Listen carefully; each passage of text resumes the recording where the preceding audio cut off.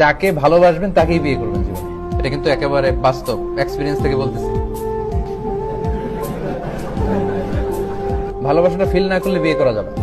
বিয়ের আগে একে অপরকে জানাশোনা থাকা দরকার, কথা বলার দরকার, জানাশোনা চেনা জানা খুব ভালো থাকা দরকার। তা না হলে এটা সমস্যা দেখা দেয়। কিভাবে জানবেন শুনবেন এটা তো আপনি খুব ভালো জানেন। প্রথমে সিভি শেয়ার করবেন।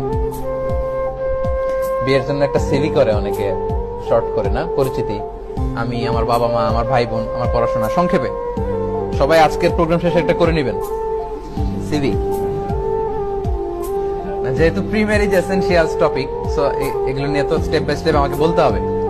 ওকে ওকে, কাম অন। সিভি করলেন, ফাইন। আচ্ছা, decent photo sharing, photo share করা যাবে। Of course it should be decent, শালীন পোশাকে, সুন্দর ছবি।